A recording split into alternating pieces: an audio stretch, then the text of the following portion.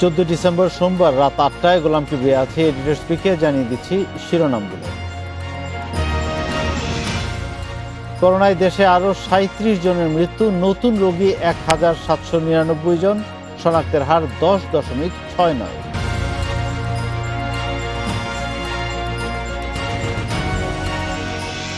শহীদ বুদ্ধিজীবী দিবসে জাতির সূর্য সন্তানদের শ্রদ্ধায় স্মরণ, সংসদে পাশ হচ্ছে রাজাকার তালিকা আইন।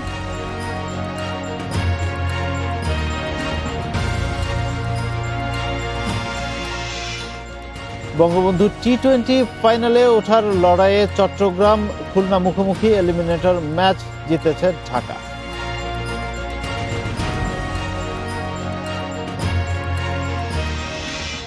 দেশে গত 24 ঘন্টায় করোনায় আরো 37 জনের মৃত্যু হয়েছে।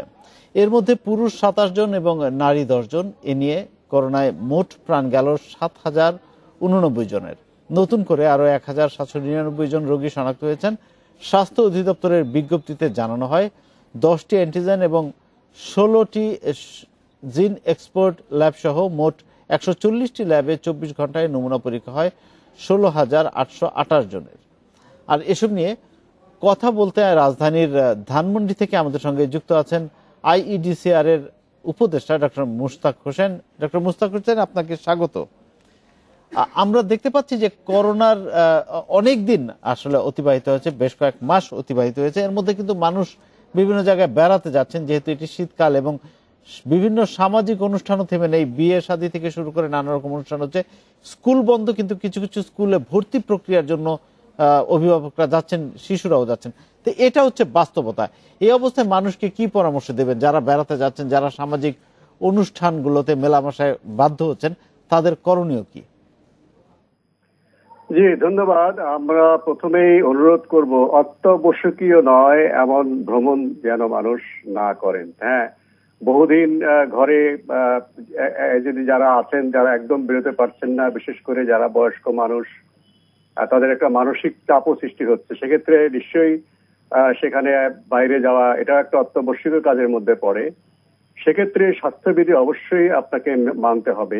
খোলামেলা জায়গায় ভ্রমণ করতে যাবেন যেখানে আলো বাতাস চলাচলটা খুবই ভালো আছে, এবং অবশ্যই বাইরে গেলে মাস্ক পরে যাবেন, এবং কোনো একটা জিনিস স্পর্শ করেন, কাজ করেন, তারপরেই সাবান দিয়ে হাত ধুয়ে ফেলতে হবে, এবং সাবান পানি দিয়ে হাত ধোয়ার ব্যবস্থা না থাকলে হ্যান্ড স্যানিটাইজার নিয়ে যাবেন, সেটা দিয়ে হাত ধুয়ে ফেলতে হবে।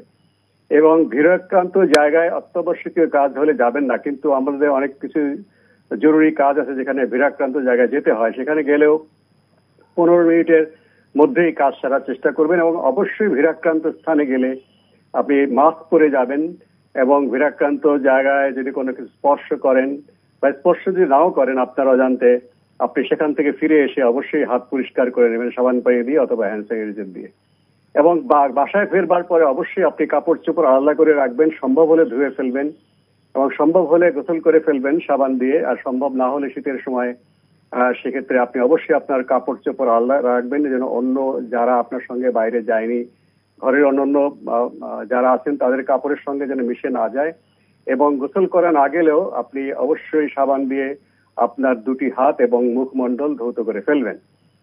এভাবে যদি আমরা নিয়ম মেনে চলি, নিশ্চয়ই আমরা ঝুঁকিটা অনেকখানি আমরা। ডক্টর মুশতাক হোসেন, এই কথাগুলো বারবার বলা হচ্ছে, কিন্তু তারপরেও বাস্তবতা ভিন্ন। আসলে রাস্তাঘাটে বা বিভিন্ন মার্কেট, বাজার, কাঁচা বাজার যেখানে জনসমাগম বেশি, সেখানে গেলে মনে হয় না যে দেশে করোনা বলতে কিছু আছে, কারণ মানুষের মধ্যে স্বাস্থ্যবিধি মেনে চলা, মানে দূরত্ব বজায় রাখা তো দূরের কথা, সামান্য ন্যূনতম মাস্কটুকু দেখা যায় না। এটা হচ্ছে বাস্তবতা। সেই বাস্তবতার সঙ্গে যুক্ত হয়েছে একটু তথ্য দিই আপনাকে। 140টি ল্যাবে 24 ঘন্টায় নমুনা পরীক্ষা হয়েছে 16,828 জনের, যেখানে আমাদের দৈনিক 50,000 নমুনা পরীক্ষার সক্ষমতা রয়েছে। তার মানে দেখা যাচ্ছে প্রায় 3 ভাগের 1 ভাগ নমুনা সক্ষমতার তুলনায় আমরা পরীক্ষা করছি। তার মানে এটার অর্থ হচ্ছে মানুষ পরীক্ষা করাতে আগ্রহী নয়, কিন্তু শনাক্তও বাড়ছে, মৃত্যুর সংখ্যাও বাড়ছে। এই যে একটা বিপরীতমুখী অবস্থা, এটাকে কিভাবে দেখছেন? হ্যাঁ, স্বাস্থ্যবিধি মেনে চলা, আমি যেটা বললাম সেটা হচ্ছে ব্যক্তিগত ভাবে একজন মেনে চলবেন কিনা সেটা, কিন্তু অনেক ক্ষেত্রেই ব্যক্তিগত ভাবে স্বাস্থ্যবিধি পুরোপুরি মেনে চলা সম্ভব হয় না। এটা পারিবারিক ভাবে মেনে চলতে হয়। পরিবারের মধ্যে সবাই যদি মেনে চলেন তাহলে সেটা আপনি পুরোপুরি পালন করতে পারবেন।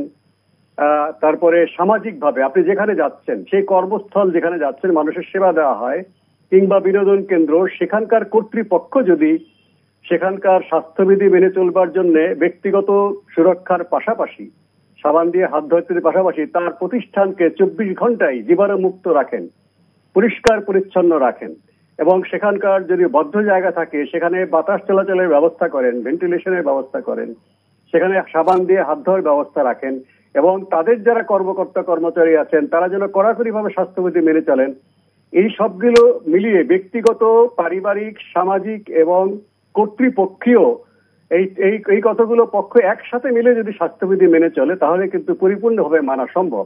কোনো একটি পক্ষ যদি গাফলতি করে তাহলে ব্যক্তিগত ক্ষেত্রেও কিন্তু অনেক সময় আপনার স্বাস্থ্যবিধি মেনে চলাটা অনেক সময় সমস্যা হয়ে দাঁড়ায়।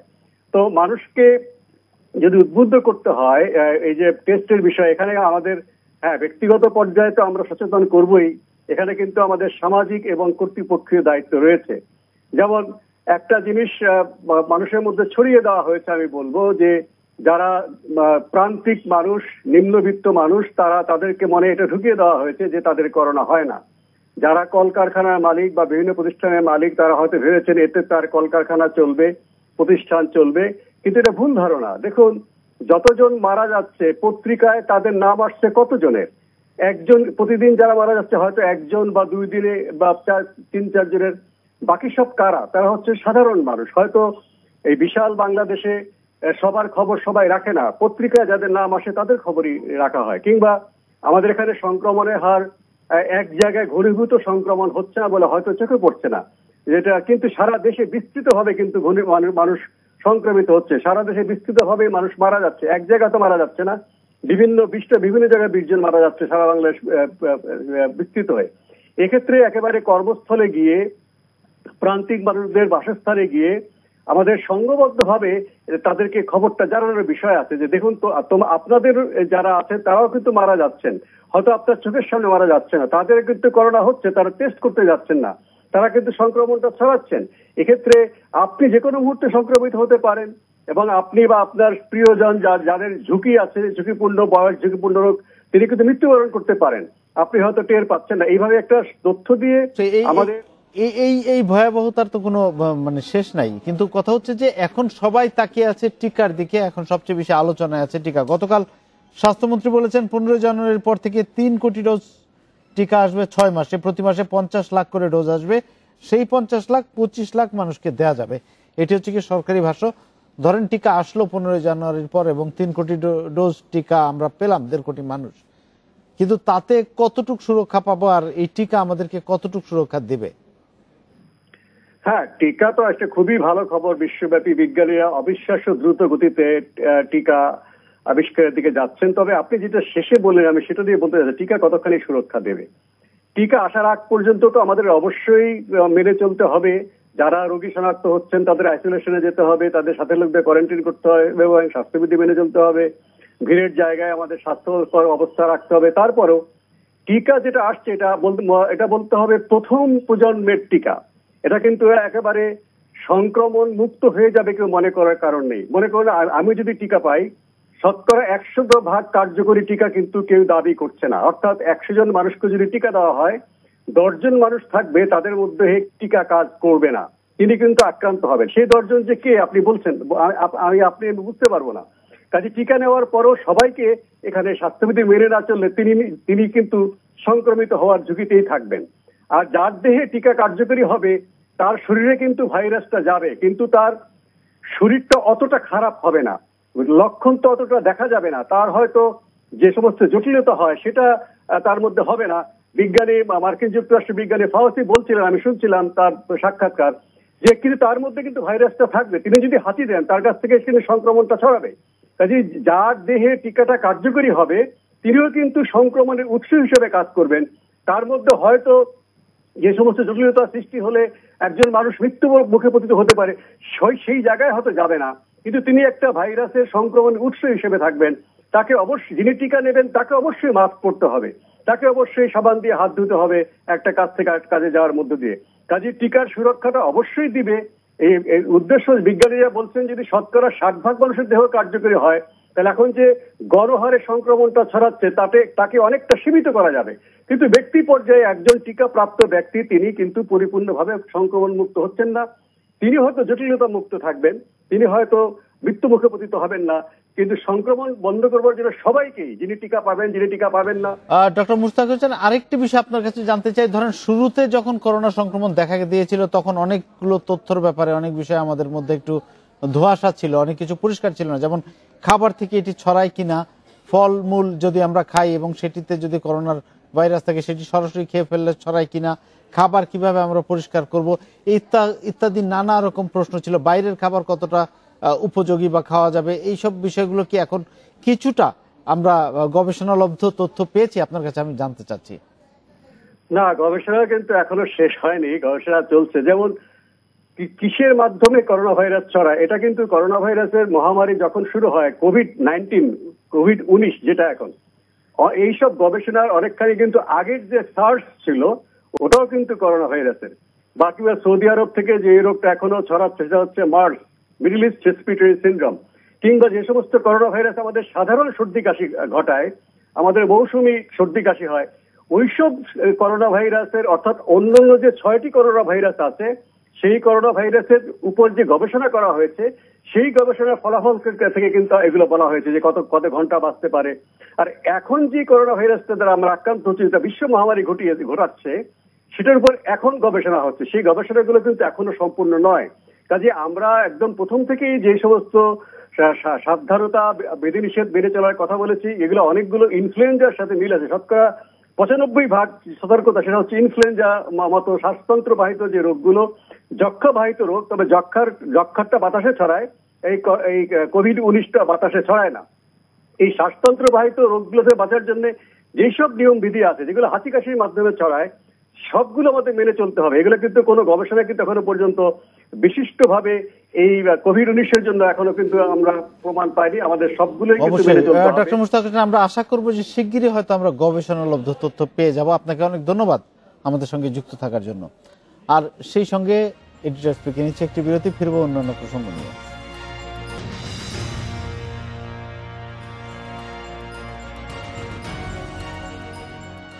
আবারও স্বাগত, দেখছেন এডিটর স্পিক। মুক্তিযুদ্ধের শেষ লগ্নে পাকিস্তানি হানাদার বাহিনী এবং তাদের এদেশীয় দোসরদের পরিকল্পিত হত্যাকাণ্ডের শিকার বুদ্ধিজীবীদের শ্রদ্ধাবনত চিত্তে স্মরণ করল জাতি। শহীদ বুদ্ধিজীবী দিবসে রায়ের বাজার বৌদ্ধভূমি স্মৃতিসৌধে শ্রদ্ধা জানায় বিভিন্ন রাজনৈতিক, সামাজিক এবং সাংস্কৃতিক সংগঠনের পাশাপাশি নানা শ্রেণী পেশার মানুষ। ভোরের ঘন কুয়াশার পর্দা ভেদ করে সবুজ ঘাসের মধ্যে পড়ে থাকা লাল গোলাপের মতো বুদ্ধিজীবীদের রক্তাক্ত দেহ খুঁজে পাওয়া গিয়েছিল রায়ের বাজারের বধ্যভূমিতে। সেদিন প্রাণহীন আধখোলা চোখগুলো যেন চেয়েছিল দিগন্তের দিকে। প্রত্যাশা ছিল শুধু স্বাধীনতার। দীর্ঘ 9 মাসের রক্তক্ষয়ী যুদ্ধে মুক্তিযোদ্ধারা যখন বিজয়ের দ্বারপ্রান্তে, চারিদিকে জয়োল্লাসের প্রস্তুতি, ঠিক তখনই শেষ আঘাত হানে পরাজিত শত্রুরা। চূড়ান্ত বিজয় লাভের মাত্র 2 দিন আগে জাতির সূর্য সন্তানদের ঠান্ডা মাথায় হত্যা করে পাকিস্তানি হানাদার বাহিনী এবং তাদের এদেশীয় দোসর রাজাকার আল বদর, আল শামস বাহিনী। জাতির শ্রেষ্ঠ মেধাবীদের প্রতি শ্রদ্ধা জানাতে বুদ্ধিজীবী দিবসের ভোর থেকেই রায়ের বাজার বধ্যভূমি স্মৃতিসৌধে জড়ো হতে শুরু করেন রাজনৈতিক, সামাজিক ও সাংস্কৃতিক সংগঠনের পাশাপাশি সর্বস্তরের মানুষ। স্বাধীনতার 49 বছরেও শহীদ বুদ্ধিজীবীদের পূর্ণাঙ্গ তালিকা না হওয়ায় হতাশা জানান বুদ্ধিজীবীদের পরিবারের সদস্যরা। সোনার বাংলার যে আদর্শ ছিল অসাম্প্রদায়িকতা এবং সাম্যবাদ, গণতন্ত্র, বাঙালি জাতীয়তাবাদ, তার বিপরীতমুখী একটি অবস্থানে বাংলাদেশ চলে যাচ্ছে। এখন আর আলোচনা নয়, প্রতিরোধ করার সময়। ৭১-এর যে মূল চেতনা, যেই 4টি নীতি রয়েছে, সেই 4 নীতির উপরে ভিত্তি করে আমাদেরকে দেশ পরিচালনা করতে হবে, রাষ্ট্র পরিচালনা করতে হবে। শ্রদ্ধা জানাতে গিয়ে সাধারণ মানুষ ও বিশিষ্টজনেরা ধর্মভিত্তিক রাজনীতি নিষিদ্ধের দাবি জানান। উগ্র সাম্প্রদায়িক গোষ্ঠীর আস্ফালন বন্ধে এখনই ব্যবস্থা নেওয়ার আহ্বানও জানান তারা। বলেন, স্বাধীনতার 50 বছর পরও ভাস্কর্য নিয়ে দেশ বিরোধীদের আস্ফালন মেনে নেওয়া যায় না।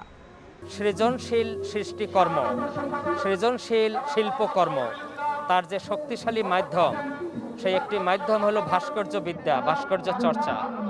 সেই ভাস্কর্যের বিরুদ্ধে তারা বিভিন্নভাবে অপব্যাখ্যামূলক বক্তব্য উপস্থাপন করছে। মুক্তিযোদ্ধাদের নিয়ে বলা মিরপুর রাজারবাগের টর্চার সেলে বেয়োনেটে খুঁচিয়ে গুলি করে জাতির শ্রেষ্ঠ সন্তানদের হত্যা করে হানাদার বাহিনীর পাশাপাশি রাজাকার আল বদর আল শামস সদস্যরা। পরে তাদের মরদেহ ফেলে দেয়া হয় রায়ের বাজার, মিরপুরের আলোকদি, কালাপানি, রাইনখোলা সহ বিভিন্ন জায়গায়। একই ঘটনা ঘটেছে জেলা সদরে। যেটা দেখছি সেটা অচেনা, মানে আমার হাজবেন্ডকে মনে হচ্ছে না, কার পেট ফুলে গেছে, কার মুখ বিকৃতি, কার বেকা, এই করে করে অনেক খোঁজাখুঁজি। মিরপুর যেখানে বলেছে, যেখানে 1 মাস ধরে খোঁজা হয়েছে, আর পাওয়া যায়নি। মুক্তিযুদ্ধের পর পাওয়া দলিলপত্র থেকে জানা গেছে বুদ্ধিজীবী হত্যার মূল পরিকল্পনাকারী মেজর জেনারেল রাও ফরমান আলী। পরিকল্পনায় সরাসরি যুক্ত কর্নেল হেজাজি, মেজর জহুর, মেজর আসলাম, ক্যাপ্টেন নাসির, ক্যাপ্টেন কায়ুম সহ প্রায় 10 জন সামরিক বেসামরিক কর্মকর্তা। বুদ্ধিজীবীদের তালিকা প্রস্তুত ও হত্যাকাণ্ড সংগঠনে সহায়তা করে জামায়াত ইসলামীর গঠিত কুখ্যাত আল বদর বাহিনী। আর প্রধান ঘাতক আল বদরের আলী হাসান মোহাম্মদ মুজাহিদ, মতিউর রহমান নিজামী, চৌধুরী মঈনুদ্দিন ও প্রধান জল্লাদ আশরাফুজ্জামান খান। বুদ্ধিজীবী হত্যার দায়ে নিজামী ও মুজাহিদের ফাঁসির রায় কার্যকর হলেও সরাসরি জড়িত চৌধুরী মঈনুদ্দিন ও আশরাফুজ্জামান খান পলাতক থাকায় দণ্ড এখনও কার্যকর করা যায়নি। তাদের 2013 সালের 3রা নভেম্বর মৃত্যুদণ্ড দেয় আন্তর্জাতিক অপরাধ ট্রাইব্যুনাল। মুক্তিযুদ্ধের শেষ দিকে পাকিস্তানি বাহিনী ও তাদের সহযোগীরা বুঝে গিয়েছিল পরাজয় অনিবার্য, আর বাঙালি বুদ্ধিজীবীরা বেঁচে থাকলে স্বাধীনতা বিরোধী বিশ্বাসঘাতকেরা কখনোই এদেশের মাটিতে শেকড় গাড়তে পারবে না। তাই জাতিকে পঙ্গু ও মেধাহীন করতে পাক হানাদার ও তাদের অনুচর রাজাকার আল বদর আল শামসরা হত্যা করে বাঙালি জাতির শ্রেষ্ঠ সন্তান বুদ্ধিজীবীদের।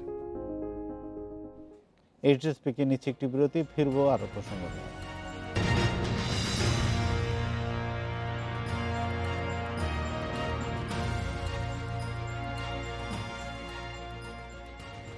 বঙ্গবন্ধু টি-20 কাপের প্রথম কোয়ালিফায়ার ম্যাচে গাজী গ্রুপ চট্টগ্রামের বিপক্ষে ব্যাট করছে জেমকন খুলনা। এর আগে এলিমিনেটর ম্যাচে ফরচুন বরিশালকে 9 রানে হারিয়েছে বেক্সিমকো ঢাকা। দারুণ জয়ে কোয়ালিফায়ারে পৌঁছে গেছে মুশফিকের দল। 43 বলে 54 করা ঢাকার ইয়াসির রাব্বি হয়েছেন ম্যাচ সেরা। আর এই খেলা নিয়ে কথা বলতে রাজধানীর প্রগতি সরণি থেকে আমাদের সঙ্গে, আমাদের কার্যালয় তেজগাঁয়ের ইন্ডিপেন্ডেন্ট টেলিভিশন কার্যালয় থেকে আমাদের সঙ্গে যুক্ত আছেন সহকর্মী রাকিবুল হাসান। রাকিব, আমরা দেখতে পাচ্ছিলাম যে আসলে শুরু থেকেই বলা হচ্ছিল সিনিয়ররা পারফর্ম করতে পারছেন না, যারা নতুন তরুণ যুবা তারাই মূলত হাল ধরেছিলেন, কিন্তু আজকের চিত্র মনে হয় কিছুটা ভিন্ন। আপনার কাছ থেকে জানতে চাই আজকের চিত্রটা। হ্যাঁ, কোনো সন্দেহ নেই আজকের চিত্রটা একটু ভিন্ন, কারণ আজকে আমরা সিনিয়র পারফর্মারদের যাদের পুরো সিরিজে যে খুব সিগনিফিক্যান্ট রোল ছিল সেটা আমরা দেখিনি। পুরো যে টুর্নামেন্ট এখন শেষ দিকে চলে এসেছে সেখানে আমরা সে বিষয়টা দেখেছি। আপনি যদি আজকের পারফরমেন্স বলেন যে আমাদের ঘরোয়া লিগে খুবই পরিচিত মুখ জহুরুল ইসলাম অমি, কিন্তু তার কাছ থেকে আসলে এরকম আগ্রাসী ব্যাটিং পাওয়া যায় না। আজকে তিনি 80 রানের একটা দারুণ ইনিংস খেলেছেন, যার ভিত্তিতে 210 রানের একটা বিশাল পাহাড় গড়েছে খুলনা। এবং এরকম একটা ম্যাচে 210 রান কিন্তু আসলে অনেক রান, বিশেষ করে তাড়া করার জন্য। গাজী গ্রুপ চট্টগ্রাম তারা কিন্তু পুরো আসরে ফর্মে ছিল এবং তারা একে থেকে লিগ পর্বটা শেষ করে, কিন্তু এই ম্যাচে এসে তারা বড় একটা চাপে পড়ে। তাদের ওপেনিং জুটি যেটা লিটন এবং সৌম্য, তাদেরকে আবার ফেরত পাঠানোর দায়িত্বটা নিয়ে নিয়েছিলেন মাশরাফি। আজকে প্রথম স্পেলেই 2টো উইকেট নেন এবং ফিরে এসে যখন একটা পার্টনারশিপ বিল্ড আপ করে তখন আবার আরও একটি উইকেট নেন, মানে 3 উইকেটের মধ্যে 3টেই মাশরাফির। ফলে এই যে সিনিয়র পারফর্মারদের রোল, ইভেন সাকিবের কথা যদি বলা হয়, তিনি 15 বলে 28 রানের একটা ইনিংস খেলেছেন। এই যে ছোট্ট একটা ইনিংস, রিয়াদ 9 বলে 30 রানের ইনিংস খেলেছেন। এগুলো সব কিছু মিলেই কিন্তু 200-র উপরে চলে গেছে রানটা। ফলে টি-20-র দাবি বলতে যেটা বোঝায় সেটা এই ম্যাচে দারুণ পূরণ করেছে আসলে খুলনার ব্যাটসম্যানরা। আরেকটি বিষয় আমরা দেখেছি যে ঢাকার যেটি বেক্সিমকো ঢাকা, তাদের শুরুটা অত ভালো ছিল না। শুরুর দিকে পরপর টানা কয়েকটি ম্যাচ হেরেছেন, কিন্তু ফাইনালি আমরা দেখলাম যে তারা সাকসেসফুলি ফাইনালে চলে গেল। এইটাকে কিভাবে আপনি ব্যাখ্যা করবেন? বেক্সিমকো ঢাকা তারা কিন্তু এখনো ফাইনালে যায়নি, আরেকটি সুযোগ তারা পাবে, কারণ ওই ম্যাচটি ছিল এলিমিনেটর ম্যাচ।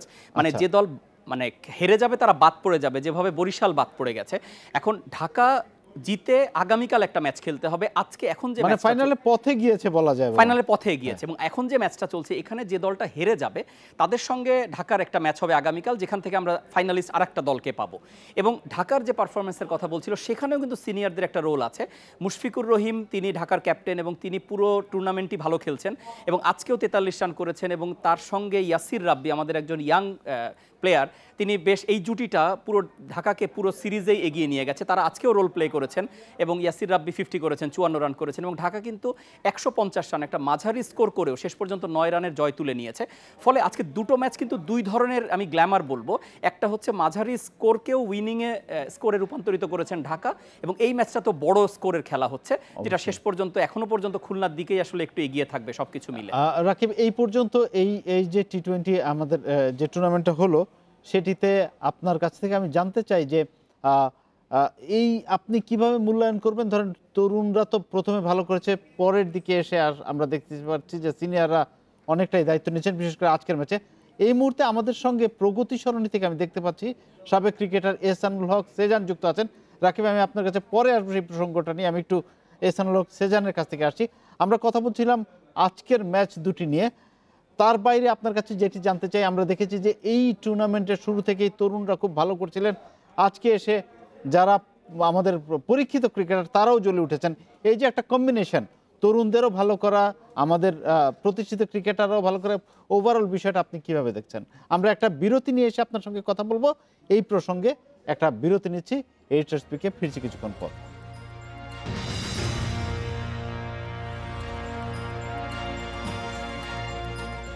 আমরা কথা বলছি সাবেক ক্রিকেটার এহসানুল হক সেজানের সঙ্গে। আমি যেই প্রসঙ্গটা উত্থাপন করেছিলাম বিরতির আগে, সেটি হচ্ছে যে এই টুর্নামেন্টে আমরা দেখতে পাচ্ছি যে শুরুতে আমাদের তরুণ যুবারা বেশ ভালো পারফর্ম করেছেন এবং তারাই মূলত ম্যাচটাকে ধরে রেখেছিলেন এবং দর্শকদের আগ্রহ জাগিয়েছেন।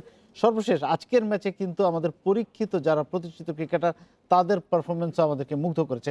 সব মিলিয়ে আপনার মূল্যায়ন জানতে চাই এই ক্রিকেট থেকে আমাদের প্রাপ্তি এই টুর্নামেন্ট থেকে করোনাকালের। আমি বলবো যে খুব ভালো একটা কেমিস্ট্রি এই পারফরমেন্স যদি ইস্যুতে বলা হয়, যে আমাদের যে জুনিয়র প্লেয়ার রয়েছে যারা আন্ডার-19 খেলেছে বা গত 2 বছর আগেও আন্ডার-19 ওয়ার্ল্ড কাপ প্লেয়ার রয়েছে যারা খেলেছে, তারা কিন্তু প্রথম দিকে ভালো একটা পারফরমেন্স করেছে। এবং এটাও ঠিক যে আমাদের যে সিনিয়র প্লেয়ার রয়েছে তারাও কিন্তু রানে ফিরেছে, বিকজ অফ সামনেই কিন্তু আমাদের রয়েছে একটা বড় ওয়েস্ট ইন্ডিজ সাথে আমাদের খেলা। সো তাদের রানে ফেরাটা খুব জরুরি ছিল।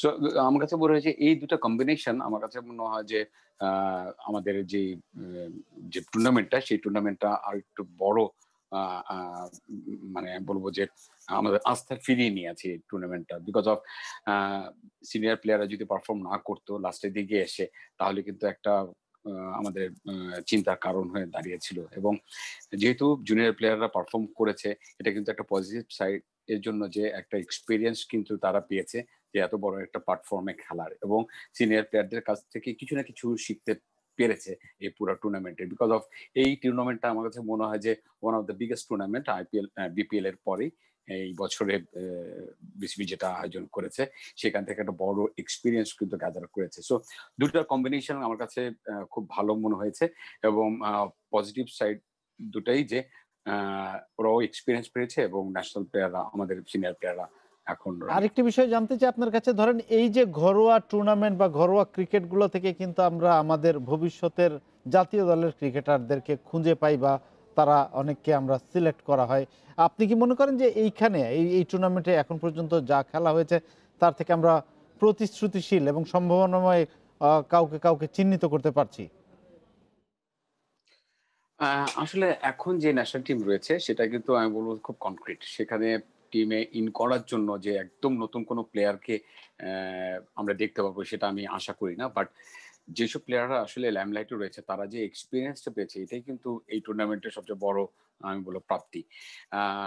যে ন্যাশনাল টিমের প্লেয়ারদের সাথে ওদের ড্রেসিং রুম শেয়ার করা, যেটা আমরা বলি, দেন এক্সপিরিয়েন্স শেয়ার করা, কমিউনিকেশন বাড়ানো, ওদের সিচুয়েশন হ্যান্ডেল করার ক্ষমতা, এগুলো সবকিছু মিলে আমার কাছে মনে হয় যে জুনিয়র প্লেয়ার একটা বড় এক্সপিরিয়েন্স এখান থেকে ক্যারি করছে। এবং এখন যে টিম রয়েছে সেই টিমের নতুন মুখ যে এসে ন্যাশনাল টিমে অবশ্যই এই টিমটাও আমাদের খুবই ভালো কম্বিনেশন। এই প্রসঙ্গে যাচ্ছি আমাদের সহকর্মী রাকিবুল হাসানের কাছে। রাকিব, যেটি বলা হচ্ছিল যে এখন যে টিম রয়েছে সেখানে নতুন মুখের আশাটা কঠিন, কিন্তু পাইপলাইনেও তো আসলে থাকা দরকার আমাদের। আপনার কাছে জানতে চাই আপনি কিভাবে দেখছেন পুরো বিষয়টি? আসলে দেখেন, করোনার মধ্যে প্রথমে বিসিবি প্রেসিডেন্টস কাপ এবং তারপর এই যে বঙ্গবন্ধু টি-20 এটা আয়োজন করলো, এরপরে ওয়েস্ট ইন্ডিজের বিপক্ষে সিরিজ, সব মিলে একটা ড্রেস রিহার্সেল চলছে যেখানে তরুণ এবং সিনিয়র ক্রিকেটারদের পারফরমেন্সের কথা সেজান বলছিল। সেই বিষয়গুলো বাংলাদেশের অ্যাচিভমেন্ট, এখন এগুলোকে মিলিয়ে আমাদের এখন ইন্টারন্যাশনাল ক্রিকেটে ফেরার অপেক্ষা এবং সেখানে ভালো করার অপেক্ষা। সব মিলে মানে সাকসেসফুলি বিসিবি এই আয়োজনগুলো করে যাচ্ছে। মানে আশা করছি যে এই ধারাবাহিকতাটা থাকবে। রাকিবুল হাসান, আপনাকে অনেক ধন্যবাদ। এহসানুল হক সেজান, আপনাকেও ধন্যবাদ আমাদের সঙ্গে যুক্ত থাকার জন্য। আর এই ছিল আজকের রেডিও স্পিকে ইন্ডিপেন্ডেন্ট টেলিভিশনের সব খবর। আরও বিস্তারিত জানতে চোখ রাখুন আমাদের ফেসবুক, ইউটিউব এবং টুইটারে। সাথে থাকার জন্য ধন্যবাদ।